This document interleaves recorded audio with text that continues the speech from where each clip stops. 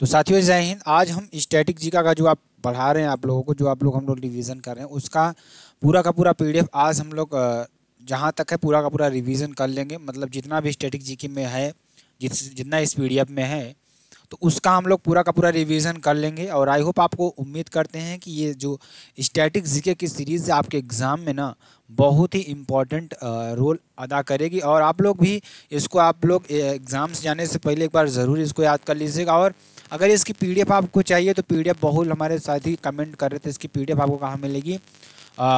NKK study, आपका क्या है, NKK स्टडी का टेलीग्राम चैनल है ना, टेलीग्राम चैनल है, वहाँ पे आपको मिलेगी। ठीक है, तो आप लोग वहाँ पर जाना है और वहाँ में आपको इसकी पीडीएफ ऑलरेडी डली हुई है। इसको हम लोग फिर से रिवीजन करें आरपीएफ और एसआई के लिए, कांस्टेबल के लिए। ठीक, तो चलिए, और हम लोगों ने जो दो वीडियो में जहाँ तक पढ़ा था उसके आगे से आज कंटिन्यू करते हैं और लगभग आज समाप्त करने का प्रयास करेंगे। कोई जो भी हमारे साथी हैं वो कहीं आप जाइएगा मत, और एकदम बेहतरीन तरीके से हम लोग रिवाइज करेंगे। कोई इसमें आप लोग एकदम कंसंट्रेट होकर पढ़िएगा, आपको अच्छी तरीके से समझ में आएगा और हमें भी क्या होगा, अच्छा लगा। आप कमेंट करके ज़रूर बता दीजिएगा वीडियो कैसे लगी।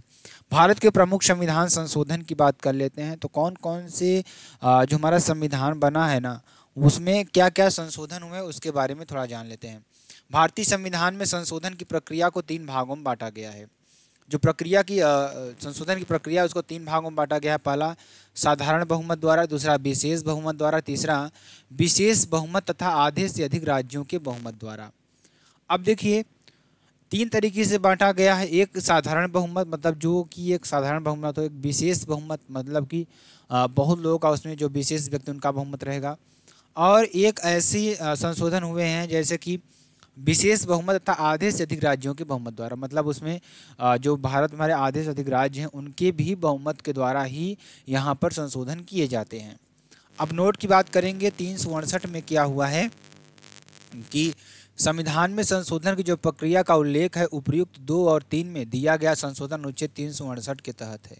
ठीक है, और प्रथम संविधान संशोधन वर्ष 1951 में 9वीं अनुसूची जोड़ी गई है। इसमें कौन सी अनुसूची? 9वीं अनुसूची जोड़ी गई है।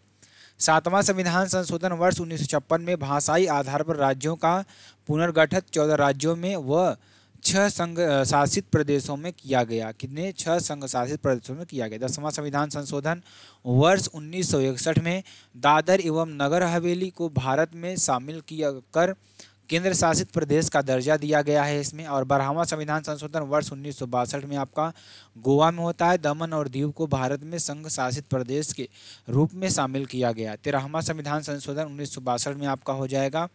नागालैंड के संबंध में विशेष प्रावधान किए गए। कहाँ पर? नागालैंड के संबंध में क्या किया गया है? विशेष प्रावधान किया गया। 15वां संविधान संशोधन वर्ष 1963 में आपका हो जाएगा। इसके द्वारा उच्च न्यायालय के न्यायाधीशों की सेवानिवृत्ति की आयु 60 वर्ष से बढ़ाकर 62 वर्ष कर दी गई है। ठीक, उसके बाद आता है 21वां संविधान संशोधन वर्ष 1967 में। इसके तहत सिंधी भाषा जो आपकी 15वीं को संविधान की 8वीं अनुसूची में जोड़ा गया है। ठीक है ना। और 24वां संविधान संशोधन आपका वर्ष 1971 में। इसके तहत अनुच्छेद 13 और अनुच्छेद 368 में संशोधन किया गया। अनुच्छेद 368 द्वारा यह स्पष्ट कर दिया गया कि इसमें संविधान संशोधन करने की जो प्रक्रिया एवं शक्ति दोनों शामिल है तथा अनुच्छेद 13 की कोई बात संविधान संशोधन विधि पर लागू नहीं होगी।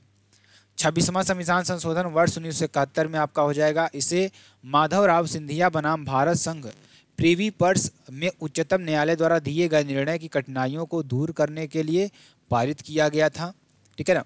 और 31वां संविधान संशोधन वर्ष 1973 में बात करेंगे, लोकसभा सदस्यों की संख्या 525 से 545 कर दी गई है। और 36वां संविधान संशोधन वर्ष 1975 में बात करेंगे, इसके द्वारा सिक्किम को पूर्ण राज्य का दर्जा दिया गया है। और 39वां संविधान संशोधन वर्ष 1975 की बात करेंगे, इसमें इसके द्वारा राष्ट्रपति, उपराष्ट्रपति, लोकसभा अध्यक्ष और प्रधानमंत्री के निर्वाचन संबंधी विवादों को न्यायालय में चुनौती नहीं दी जा सकेगी।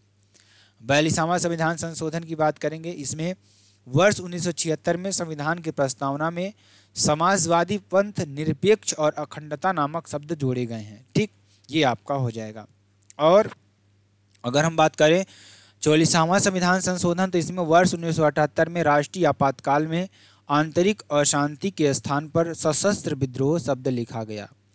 52वां संविधान संशोधन वर्ष 1985 में इसके द्वारा संविधान के 10वीं अनुसूची को जोड़कर दल बदल रोकने के लिए प्रावधान किया गया था। ठीक, 56वां संविधान संशोधन 1987 की बात करेंगे। इसके तहत गोवा को भारत के संविधान की पहली अनुसूची में शामिल किया गया था। ठीक है, और 61वां संविधान संशोधन की बात करेंगे 1989 में मतदाता की मतदान हेतु आयु 21 वर्ष से घटाकर 18 वर्ष कर दी गई। और 69वां संविधान संशोधन की बात करेंगे वर्ष 1991 में दिल्ली को राष्ट्रीय राजधानी क्षेत्र घोषित किया गया। और 70वां संविधान संशोधन 1892 में इसके द्वारा दिल्ली तथा पांडुचेरी संघ राज्य क्षेत्रों के विधानसभा सदस्यों को राष्ट्रपति के निर्वाचक मंडल में शामिल करने का प्रावधान किया गया है। 71वां संविधान संशोधन वर्ष 1992 में होता है और इसके द्वारा जो होता है हमारी 8वीं अनुसूची होती है ना, इसमें 3 भाषाओं कोंकणी, मणिपुर और नेपाली को शामिल किया गया है। इसको आप लिख लीजिएगा अच्छी तरीके से, ठीक है ना। उसके बाद आता है आपका 73वां संविधान संशोधन जो कि 1992 में होता है और इसके द्वारा भी पंचायती राज की व्यवस्था का उपबंध किया गया है। और 74वां संविधान संशोधन वर्ष 1992 में बात करेंगे, इसके द्वारा नगर पालिका की व्यवस्था का उपबंध किया गया है। ठीक, 86वां संविधान संशोधन 2012 की बात करेंगे, इसके द्वारा 6 से 14 वर्ष तक के बच्चों के लिए अनिवार्य एवं निःशुल्क शिक्षा हेतु अनुच्छेद 21A जोड़ा गया है। और 89वां संविधान संशोधन वर्ष 2003 में इसके द्वारा अनुच्छेद 368 का 38 का 1 को जोड़कर अनुसूचित जनजाति के लिए पृथक राष्ट्रीय आयोग की स्थापना का प्रावधान किया गया। ठीक है ना। और 91वां संविधान संशोधन वर्ष 2003 में इसके द्वारा 10वीं अनुसूची में संशोधन कर दल बदल व्यवस्था को और अधिक कठोर बनाया गया है। ठीक है, और मंत्रिपरिषद की सदस्य संख्या लोकसभा तथा विधानसभा की कुल सदस्य संख्या का 15% से अधिक नहीं होगी। 92वां संविधान संशोधन वर्ष 2003 में इसके द्वारा संविधान की 8वीं अनुसूची में 4 नई भाषाओं बोडो, डोंगरी, मैथिली और संथाली को शामिल किया गया।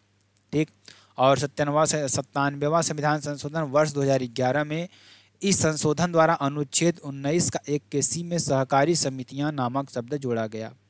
और 99वां संविधान संशोधन 2014 में राष्ट्रीय न्यायिक नियुक्ति आयोग से संबंधित था, जिसे सर्वोच्च न्यायालय ने रद्द कर दिया। ठीक है ना। और 100वां संविधान संशोधन 2015 में भारत बांग्लादेश के बीच जमीन का हस्तांतरण किया गया। और 101वां संविधान संशोधन 2016 में बात करेंगे, वस्तु एवं सेवा कर GST लागू किया गया। ठीक है, और 101वां संविधान संशोधन 2018 की बात करेंगे, इसमें राष्ट्रीय पिछड़ा वर्ग आयोग के गठन का प्रावधान है।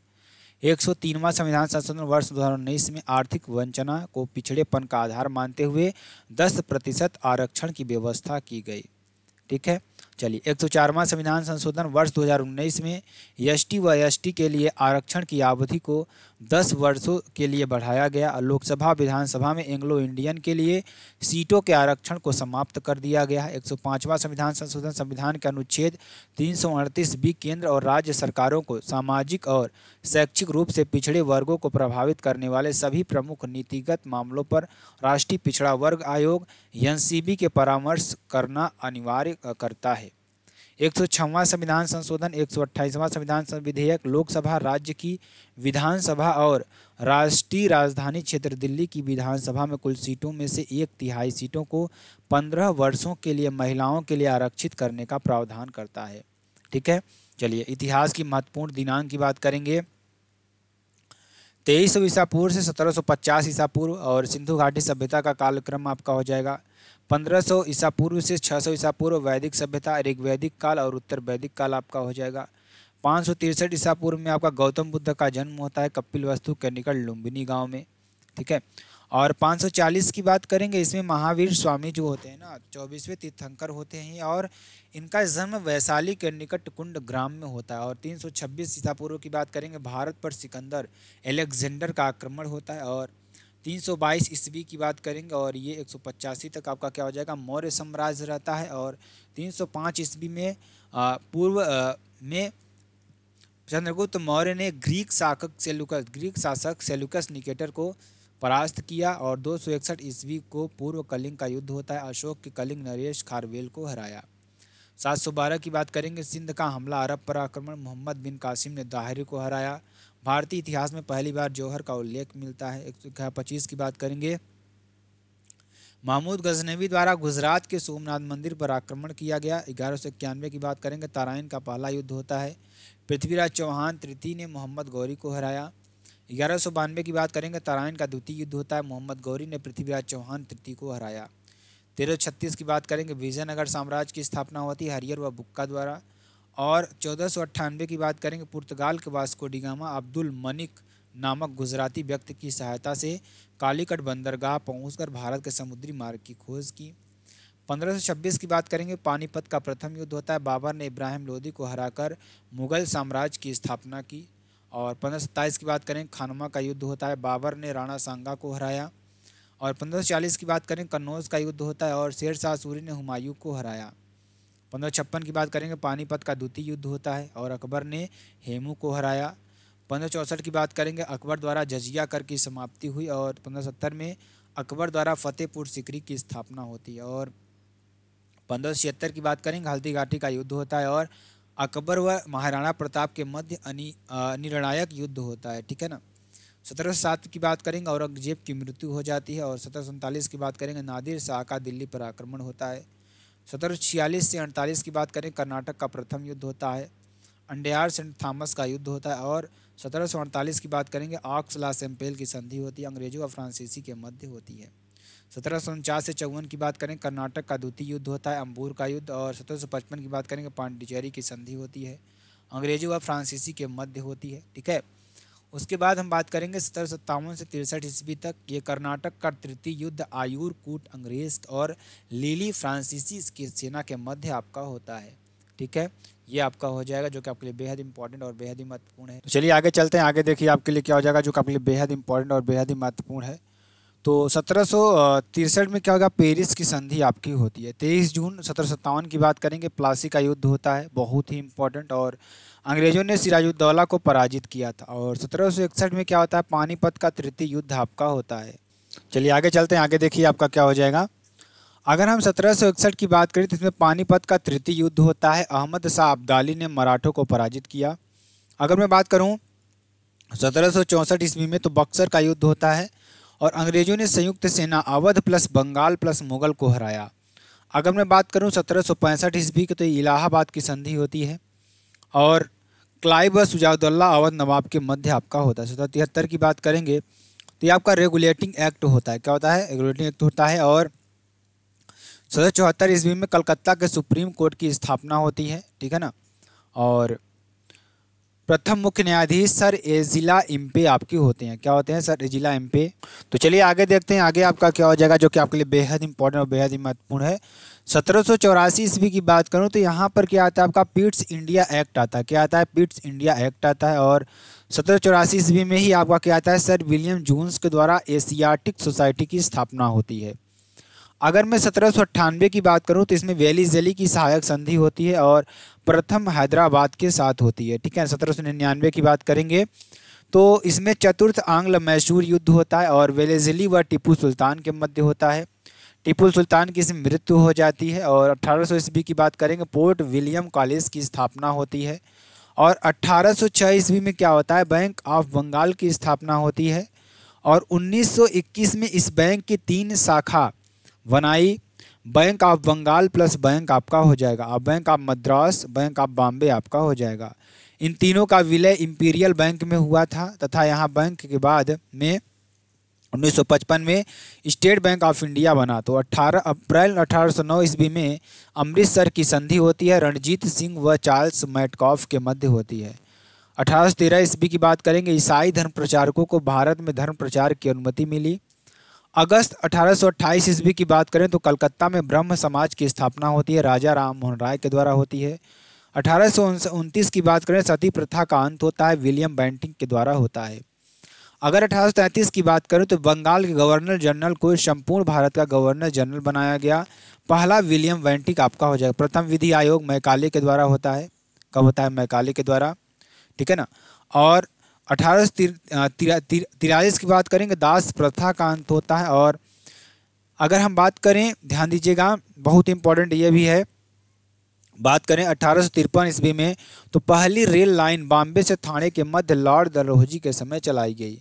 अगर हम बात करें 1854 ईस्वी की, तो Wood dispatch governor general Lord Dalhousie, Bharat शिक्षा का मैग्ना कार्टा इन्हें कहा जाता है। और 1856 की बात करेंगे तो विधवा पुनर्विवाह अधिनियम ईश्वर चंद्र विद्यासागर द्वारा। 1857 ईस्वी की बात करें तो क्रांति आपकी होती है 8 अप्रैल 1857 को मंगल पांडे को फांसी दी जाती है बैरकपुर छावनी में। और 10 मई 1857 को मेरठ से क्रांति की शुरुआत होती है। 1858 ईस्वी की बात करें तो भारत सरकार अधिनियम आपका था। इस एक्ट से गवर्नर जनरल को भारत का वायसराय बनाया गया। फर्स्ट वायसराय लॉर्ड कैनिंग आपके होते हैं। इस अधिनियम द्वारा ईस्ट इंडिया कंपनी का शासन समाप्त करके महारानी विक्टोरिया को भारत की सामग्री घोषित किया गया। 1861 ईस्वी की बात करेंगे, भारत सरकार अधिनियम आता है। इस अधिनियम द्वारा 1862 में 3 उच्च न्यायालयों की स्थापना की गई, कलकत्ता उच्च न्यायालय, बॉम्बे उच्च न्यायालय और मद्रास उच्च न्यायालय आपका हो जाएगा। 1872 की बात करेंगे तो भारत की पहली जनगणना होती है वायसराय लॉर्ड मेयो के द्वारा। और 1875 की बात करेंगे, आर्य समाज की स्थापना होती है दयानंद सरस्वती द्वारा मुंबई में। और 1876 ईस्वी की बात करेंगे, इंडियन एसोसिएशन की स्थापना होती है सुरेंद्र नाथ बनर्जी द्वारा कलकत्ता में। ठीक। 1878 की बात करेंगे तो यहाँ पे आपका वर्नाकुलर प्रेस एक्ट होता है, देसी भाषा समाचार पत्र अधिनियम आता है। और 1881 की बात करें तो यहाँ पर पहली नियमित जनगणना होती है वायसराय लॉर्ड रिपन के द्वारा। और 1882 की बात करें तो स्थानीय स्वशासन की शुरुआत होती है वायसराय लॉर्ड रिपन के द्वारा। 1883 की बात करें तो इल्बर्ट बिल विवाद होता है वायसराय लॉर्ड रिपन के द्वारा। इस बिल में भारतीय मजिस्ट्रेटों को यूरोपीय मजिस्ट्रेटों के समान अधिकार दिलाने के लिए एक तैयार विधेयक है आपका। इस विवाद को सफ़ेद विद्रोह कहा गया। 28 दिसंबर 1885 ईस्वी की बात करें तो भारतीय राष्ट्रीय कांग्रेस की स्थापना होती है वायसराय लॉर्ड डफरिन के द्वारा। और कांग्रेस की स्थापना एलन ऑक्टोरियन ह्यूम ने की।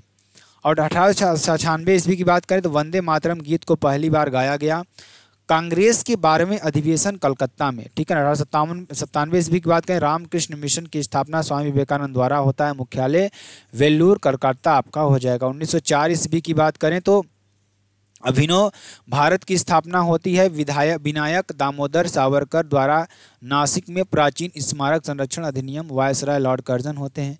1905 ईस्वी की बात करते हैं तो 7 अगस्त 1905 को कलकत्ता में विदेशी वस्तुओं का बहिष्कार होता है, स्वदेशी आंदोलन होता है। 16 अक्टूबर 1905 को बंगाल विभाजन होता है।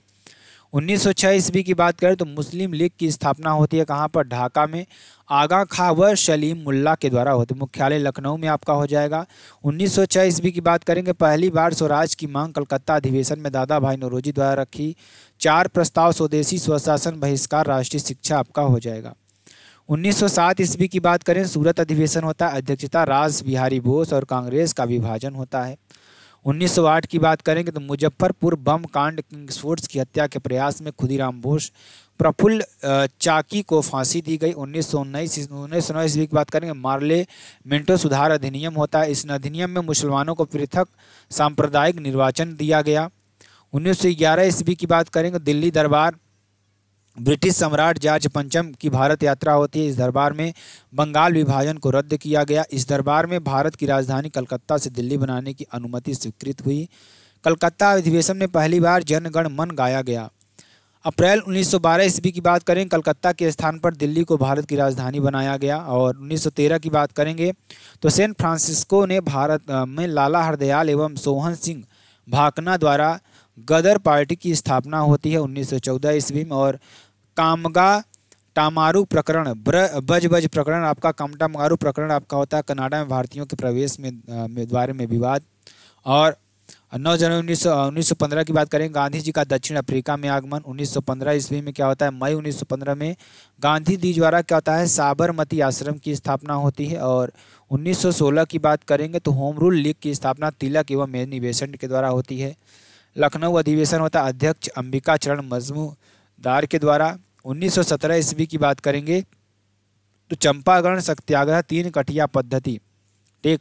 1918 ईस्वी की बात करें तो खेड़ा सत्याग्रह होता है गुजरात में। इस सत्याग्रह को हार्डिमन ने भारत का पहला वास्तविक किसान सत्याग्रह कहा है। 1918 ईस्वी की बात करेंगे तो अहमदाबाद मिल आंदोलन प्लेग बोनस को लेकर। 1919 की बात करेंगे तो रॉलेट एक्ट आता है सिडनी रॉलेट में। और इस एक्ट को बिना वकील बिना दलील का कानून कहा गया। खिलाफत आंदोलन और मोंटेक्यू चेम्सफोर्ड अधिनियम आपका होता है। 13 अप्रैल 1919 की बात करेंगे जलियांवाला बाग हत्याकांड। और 1 अगस्त 1920 ईस्वी की बात करेंगे असहयोग आंदोलन की शुरुआत होती है। इसी दिन बाल गंगाधर तिलक का देहांत होता है। 5 फरवरी 1922 ईस्वी की बात करें गोरखपुर यूपी में चौरी चौरा कांड होता है। और मार्च 1923 ईस्वी को स्वराज पार्टी की स्थापना होती है। चित्तरंजन दास अध्यक्ष, मोतीलाल नेहरू सचिव आपके होते हैं और द्वारा इलाहाबाद में होता है। और 1924 ईस्वी की बात करेंगे हिंदुस्तान रिपब्लिकन एसोसिएशन एचआर की स्थापना कानपुर में होती है। और दिसंबर 1924 ईस्वी की बात करें तो एकमात्र बेलगांव अधिवेशन में गांधी जी द्वारा अध्यक्षता की गई। 9 अगस्त 1925 की बात करें काकोरी ट्रेन कांड आपका हो जाएगा। दिसंबर 1925 ईस्वी की बात करेंगे कानपुर अधिवेशन, प्रथम भारतीय महिला आपको जो अध्यक्ष सरोजनी नायडू आपकी होती हैं। और 1926 ईस्वी की बात करेंगे नौजवान भारत सभा की स्थापना होती है भगत सिंह छबीलदास यशपाल द्वारा लाहौर में। 1927 ईस्वी की बात करेंगे साइमन कमीशन भारत आता है। और 1928 ईस्वी की बात करेंगे साइमन कमीशन भारत आया। इसके विरोध में लाठी लगने से लाला लाजपत राय की मृत्यु हो जाती है। ठीक है। अगर 1928 ईस्वी की बात करते हैं तो नेहरू रिपोर्ट, मोतीलाल नेहरू अध्यक्ष थे इसमें। इस रिपोर्ट में 7 सदस्य थे और इस रिपोर्ट में भारत को डोमिनियन स्टेट्स का दर्जा दिया गया। सितंबर 1928 की बात करेंगे Hindustan socialist Republican association HSRA की स्थापना चंद्रशेखर आज़ाद द्वारा दिल्ली के कोटला मैदान में होती है। अगर 8 अप्रैल 1829 की बात करें तो भगत सिंह व बटुकेश्वर दत्त ने केंद्रीय विधानमंडल में बम फेंका। यहीं पहली बार इंकलाब जिंदाबाद का नारा दिया। दिसंबर 1929 की बात करेंगे लाहौर अधिवेशन होता है। अध्यक्षता जवाहरलाल नेहरू करते हैं। नेहरू जी द्वारा पूर्ण स्वराज की मांग की गई। अगर हम बात करें 1930 ईस्वी की तो सविनय अवज्ञा आंदोलन होता है। डांडी मार्च 12 मार्च 6 अप्रैल 1930 को 78 अनुयायियों के बीच। और 1930 ईस्वी की बात करें तो ध्यान दीजिएगा बहुत इंपॉर्टेंट है। चलिए आगे बताएं, आगे आपको बताते हैं अच्छी तरीके से ध्यान दीजिएगा। पहला गोलमेज सम्मेलन 12 नवंबर 1930 से 13 फरवरी 1921 तक होता है। अध्यक्षता इसमें कौन करते हैं? रैमजे मैकडोनाल्ड करते हैं। और इस अधिवेशन में कांग्रेस ने भाग नहीं लिया। अगर हम 5 मार्च 1931 की बात करेंगे तो गांधी इरविन समझौता होता है, दिल्ली में होता है। और 23 मार्च 1931 ईस्वी की बात करेंगे भगत सिंह, सुखदेव और राजगुरु को लाहौर सेंट्रल जेल में फांसी दे दी गई। अगर मैं बात करूं 1930 ईस्वी मार्च 1931 ईस्वी की तो कराची अधिवेशन होता है। अध्यक्षता सरदार वल्लभ भाई पटेल करते हैं। और 1931 ईस्वी की बात करते हैं दूसरा गोलमेज सम्मेलन होता है 7 सितंबर 1931 ईस्वी को 1 दिसंबर 1931 तक आप तो इसमें गांधी जी ने भाग लिया। ठीक है। अगर 16 अगस्त 1932 की बात करेंगे सांप्रदायिक पंचाट कम्युनल अवार्ड की बात करेंगे रैमजे मैकडोनाल्ड द्वारा जारी किया गया। और दलित व मुसलमानों को पृथक निर्वाचन हुआ। यरवदा जेल पुणे में गांधी जी का अनशन होता है। और सितंबर 1932 ईस्वी की बात करें तो पूना पैक्ट आपका होता है। गांधी जी व भीमराव अंबेडकर के मध्य होता है। इस पैक्ट में अनुसार पृथक निर्वाचन व्यवस्था प्राप्त कर ली गई। ठीक। अगर सितंबर 1932 ईस्वी की बात करें तो गांधी जी द्वारा हरिजन सेवक संघ की स्थापना होती है 1932 ईस्वी में। तीसरा गोलमेज सम्मेलन होता है 17 नवंबर 1932 से 24 दिसंबर 1932 तक। इस सम्मेलन में कांग्रेस ने भाग नहीं लिया। तीनों गोलमेज सम्मेलनों में भाग लेने वाले व्यक्ति भीमराव अंबेडकर थे। 1935 ईस्वी की बात करें तो भारत सरकार अधिनियम, इस अधिनियम द्वारा केंद्र में द्वैध शासन लागू किया गया। और 1935 ईस्वी की बात करें रिजर्व बैंक ऑफ इंडिया की स्थापना होती है। 1936 ईस्वी की बात करें तो अखिल भारतीय किसान सभा का पहला सम्मेलन अध्यक्षता स्वामी सहजानंद करते हैं। और महासचिव एन रंगा आपके हो जाएंगे। 1937 ईस्वी की बात करें तो प्रांतीय चुनाव 11 प्रांतों में 7 प्रांतों में कांग्रेस की सरकार बनी। 1938 ईस्वी की बात करें तो हरिपुरा अधिवेशन होता है। अध्यक्षता सुभाष चंद्र बोस करते हैं। 1939 ईस्वी की बात करें त्रिपुरी अधिवेशन विवाद अध्यक्ष को लेकर होता है। 1939 से 45 द्वितीय विश्व युद्ध होता है। और 1940 ईस्वी की बात करें अगस्त प्रस्ताव होता है। वायस राय लॉर्ड लिन लिथगो होते हैं। मुस्लिम लीग का लाहौर अधिवेशन, इस अधिवेशन में पहली बार पृथक मुस्लिम राज्य के निर्माण का प्रस्ताव पारित किया गया। 1942 ईस्वी की बात करें क्रिप्स मिशन आपका होता है। इस मिशन में कहा गया कि द्वितीय विश्व युद्ध के बाद संविधान के निर्माण हेतु संविधान निर्मात्री परिषद का गठन किया जाएगा। 9 अगस्त 1942 ईस्वी की बात करें भारत छोड़ो आंदोलन गांधी का करे व मरो का नारा होता है। नवंबर 1943 ईस्वी की बात करेंगे जापानी सेना अंडमान और निकोबार द्वीप समूह को जीतकर आज़ाद हिंद फौज को सौंप दिया। सुभाष चंद्र बोस ने इसका नाम शहीद व स्वराज द्वीप रखा। ठीक है। 14 जून 1945 ईस्वी की बात करें तो वेबेल योजना आती है। वेबेल प्रस्ताव पर विचार करने के लिए शिमला सम्मेलन का आयोजन किया गया। नवंबर 1945 ईस्वी में आज़ाद हिंद फौज मुकदमा, लाल किले पर मुकदमा होता है। वकील आखिर में लगाया, सॉरी साथियों, यहाँ पर थोड़ा मिस्टेक से निकल गया, ठीक है। तो चलिए आगे चलते हैं। आगे देखिए आपका क्या हो जाएगा। वकील भूला भाई देसाई, जवाहरलाल नेहरू, तेज बहादुर सप्रू और आसफ अली इत्यादि आपके हो जाएंगे। फरवरी 1946 ईस्वी की बात करेंगे, शाही नौसेना विद्रोह होता है। और 23 मार्च 1946 ईस्वी की बात करें, कैबिनेट मिशन भारत आया। 16 अगस्त 1946 ईस्वी की बात करें तो कैबिनेट मिशन के विरोध में मुस्लिम लीग ने प्रत्यक्ष कार्यवाही दिवस मनाया और इस दिन को मौलाना अब्दुल कलाम आज़ाद ने भारतीय इतिहास का काला दिवस मनाया, ठीक है। 9 दिसंबर 1946 की बात करें तो संविधान सभा की पहली बैठक होती है।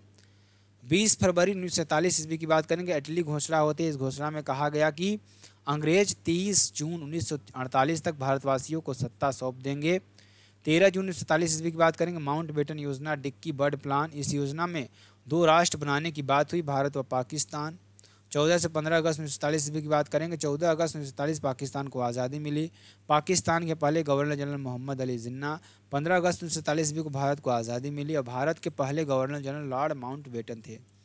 भारत के अंतिम व एकमात्र भारतीय गवर्नर थे, ठीक है ना। चलिए आगे चलेंगे। आगे देखिए आपके लिए क्या हो जाएगा, जो कि आपके लिए बेहद इंपॉर्टेंट है, ध्यान दीजिएगा। 14 से 15 अगस्त 1947 ईस्वी की बात करेंगे तो 14 अगस्त 1947 ईस्वी को पाकिस्तान को आज़ादी मिली। पाकिस्तान के पहले governor general Mohammad Ali Jinnah.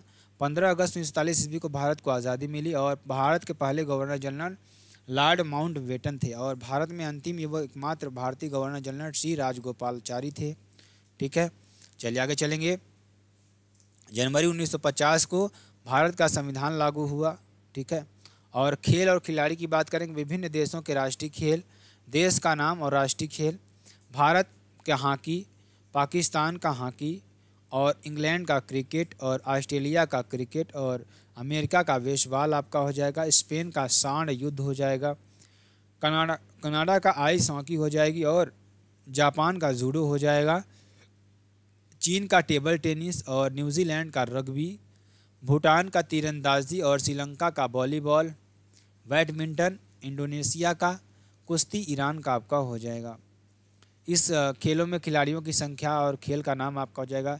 Rugby football में 15 खिलाड़ी होते हैं और हॉकी में 11 खिलाड़ी, क्रिकेट में 11 खिलाड़ी, फुटबॉल में आपके 11 खिलाड़ी और खो खो में 9 खिलाड़ी होते हैं और बेसबॉल में 9 खिलाड़ी और जिम्नास्टिक में 8 खिलाड़ी, कबड्डी में 7 खिलाड़ी और नेटबॉल में 7 खिलाड़ी, वाटर पोलो में 7 खिलाड़ी, वॉलीबॉल में 6 खिलाड़ी, बास्केटबॉल में 5 खिलाड़ी और पोलो में 4 खिलाड़ी, टेबल टेनिस 1 या 2 में और बैडमिंटन 1 या 2 और टेबल टेनिस में 1 या 2 और स्नूकर में 1 आपका होता है। खिलाड़ियों के उपनाम, हॉकी का जादूगर किसे कहा जाता है? मेजर ध्यानचंद्र को कहा जाता है। फ्लाइंग सिख मिल्खा सिंह को, उड़न परी या गोल्डन गर्ल पीटी उषा को और लिटिल मास्टर सुनील गावस्कर को और मास्टर ब्लास्टर सचिन तेंदुलकर को और बंगाल टाइगर दादा सौरभ गांगुली को और James the wall mister real wall को राहुल द्रविड़ को, टर्मिनेटर हरभजन सिंह को, डीइंग एक्सप्रेस हिमा दास को, हरियाणा हरिकेन कपिल देव को और आयरन लेडी कर्णम मल्लेश्वरी को, हिटमैन रोहित शर्मा को कहा जाता है। खेल से संबंधित ट्रॉफियां, कप और खिलाड़ी की बात करें, क्रिकेट और प्रमुख ट्रॉफियां, Ranji trophy, CK Naidu trophy, Deodhar trophy, Gavaskar Border trophy, championship trophy, Irani trophy और Duleep trophy, Sharjah cup trophy और एशिया कप आपका हो जाएगा। क्रिकेट के प्रमुख खिलाड़ी की बात करेंगे, सचिन तेंदुलकर, विराट कोहली, रोहित शर्मा, मोहम्मद शमी, सूर्य कुमार यादव, जसप्रीत बुमराह, हरमनप्रीत कौर आपके हो जाएंगे, ठीक है। फुटबॉल के प्रमुख ट्रॉफियां की बात करेंगे, FIFA World Cup, BC Royal trophy, Confederation cup, Begum Hazrat Mahal cup, Copa cup, Euro cup, Durand cup, Santosh trophy, Rovers cup और सुब्रतो कप आपका। फुटबॉल के प्रमुख खिलाड़ी, भारत के वाईचुंग भूटिया, भारत के सुनील छेत्री, पुर्तगाल के क्रिस्टियानो रोनाल्डो और अर्जेंटीना के लियोनेल मेसी और ब्राज़ील के नेमार आपके हो जाएंगे। फ्रांस के किलियन एम्बापे, अर्जेंटीना के डिएगो माराडोना, इंग्लैंड के डेविड बैकहम, ब्राज़ील के पेले आपके हो जाएंगे। बैडमिंटन की प्रमुख ट्रॉफियां की बात करेंगे तो बैडमिंटन की प्रमुख ट्रॉफियां आपकी कौन कौन सी हो जाएंगी, ध्यान दीजिएगा सभी लोग अच्छी तरीके से। तो कौन कौन सी हो जाएंगी, सुंदर वन cup, Uber cup, Thomas cup, Narang cup, Amrit Diwan trophy और चड्ढा कप, येनेक्स कप, ठीक है ना। बैडमिंटन के प्रमुख खिलाड़ी चिराग चंद्रशेखर शेट्टी महाराष्ट्र के, रंकी रेड्डी सात्विक साईराज आंध्र प्रदेश के, पीवी सिंधु तेलंगाना के, प्रकाश पादुकोण आपके हो जाएंगे, पुलेला गोपीचंद आंध्र प्रदेश के, साइना नेहवाल हरियाणा की, लक्ष्य सेन उत्तराखंड के और किदाम्बी श्रीकांत आंध्र प्रदेश के, एस प्रणय नई दिल्ली के। और हॉकी की प्रमुख ट्रॉफियां Aga Khan cup, Beighton cup, Rangaswamy cup, Indira Gandhi Swarna cup, Dhyanchand trophy, Sultan Azlan Shah cup, Scindia gold cup, Begum Rasool cup, Murugappa gold cup, Wellington cup, lady Ratan Tata trophy आपका हो जाएगा। टेनिस की प्रमुख ट्रॉफियां grand slam, Wimbledon, French open, USA open, Australia open, Davis cup, Hoffman cup, ठीक है ना। Tennis के प्रमुख खिलाड़ी नोवाक जोकोविक सर्बिया के और रोजर फेडरर स्विट्जरलैंड के, सानिया मिर्जा भारत की और सेरेना विलियम्स अमेरिका की, मारिया शारापोवा रूस की और कार्लोस अल्काराज स्पेन के और डेनियल मेदवेदेव रूस के, राफेल नडाल स्पेन के, लिएंडर पेस भारत के, महेश भूपति भारत के और रोहन बोपन्ना भारत के, सुमित नागल भारत के, आर्यना सबलेंका बेलारूस की और कोको गाफ अमेरिका के, इगा स्विटेक पोलैंड का आपके हो जाएंगे, ठीक है ना। शतरंज की प्रमुख ट्रॉफियां खेतान ट्रॉफी, लिम्बा ट्रॉफी। शतरंज के प्रमुख खिलाड़ी Vishwanath Anand Tamil Nadu, Vaishali Ramesh Babu Tamil Nadu, Aditya Samant Maharashtra, Magnus Carlsen Norway, Dommaraju Gukesh Tamil Nadu, Koneru Humpy Andhra Pradesh और आर प्रज्ञानंद तमिलनाडु आपके हो जाएंगे, ठीक है। तो कबड्डी खिलाड़ी से हम नेक्स्ट पार्ट में अच्छी तरीके से पढ़ेंगे। तब तक के लिए दोस्तों जय हिंद, जय भारत।